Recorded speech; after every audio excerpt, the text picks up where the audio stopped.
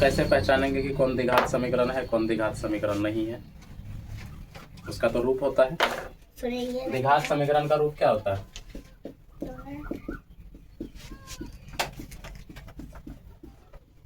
का व्यापक रूप, व्यापक रूप बराबर क्या होता है?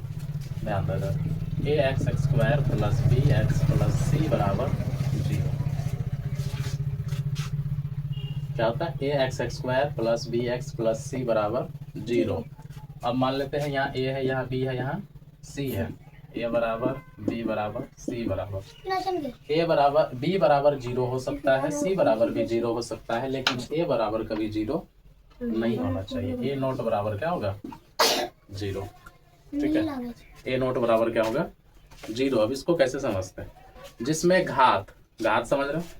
स्क्वायर जिसको बोलते हैं, मुंडी पर पावर जिसको बोलते हैं, उसको क्या कहते हैं? घात। ये x पर स्क्वायर है तो ये घात कितना है? 2। अभी x पर पावर 3 है तो इसका घात कितना है? x पर पावर 5 है तो इसका x का घात कितना है? 5। यही है। तो इसमें हमेशा क्या आना चाहिए? 0 नहीं आना चाहिए। और x का घात हमेशा क्या होना चाहिए? 2 होना चाहिए। ऑब्जेक्टिव में आ जाता है कि द्विघात समीकरण का व्यापक रूप कितना होता है? कितना होता है? 2। कितना होता है? 2। यही सवाल है, सेम है। अब ये क्या दिख रहा है? a प्लस बी का होल स्क्वायर। अब a प्लस बी का होल स्क्वायर का सूत्र क्या होता है? a प्लस बी का होल स्क्वायर क्या होता है? a प्लस बी का होल स्क्वायर बराबर होता है a² plus 2ab plus b square. यह होता है, होता है। तो इसको उसी रूप में बैठाएंगे। तो सबसे पहले a की जगह कौन है?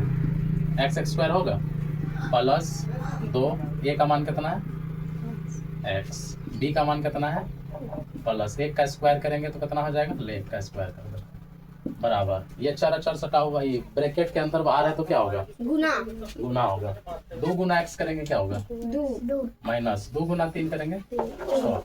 अब हमें सूत्र क्या कह रहा है कि ax plus bx plus c बराबर नोट बराबर क्या होना चाहिए? बराबर के इस पार 0 होना चाहिए। यहाँ बराबर के इस पार क्या है? 2x माइनस 6 है। तो सबको क्या कर देंगे? पक्षांतर कर देंगे। पक्षांतर समझ में आ रहा? मतलब कि बराबर के इस पार जो सभी है उसको क्या करेंगे? इस साइड लेकर आ जाएंगे। ठीक है, तो बराबर का x² तो x² प्लस 2 गुना x करेंगे क्या होगा? प्लस 1 का स्क्वायर करेंगे बराबर 2x माइनस 6। ठीक है, अब देखो यहाँ 2 स्क्वायर, यहाँ पे 3, यहाँ पे 2x और यहाँ पे 2x, मतलब दोनों तरफ बराबर के इस पार उस पार है। बराबर के इस पार ये जो इस पार आएगा तो ये किस चीज में आएगा? माइनस में, कट जाएगा। तो इसको यहाँ भी क्या कर सकते हैं? काट सकते हैं। तो बचा क्या? x², यहाँ कौन है? प्लस 1, ये माइनस में इधर आएगा तो प्लस में 6 बराबर के उस पार क्या बचा? 0। समझ गई? अब x² प्लस 1 प्लस 6 दोनों 1 है, मतलब इसमें अक्षर पद नहीं सटा हुआ है, x y z कुछ सटा हुआ है? नहीं सटा हुआ है। तो यहाँ पे 1 और यहाँ पे 6, प्लस और प्लस क्या हो जाता है? प्लस हो जाता है। तो 6 और 1 क्या हो जाएगा? तो x² प्लस 7। अब देखो यहाँ पे क्या आ गया? घात वाला आ गया।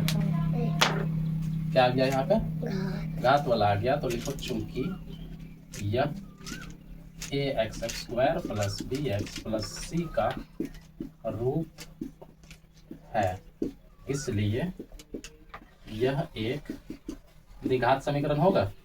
द्विघात समीकरण है।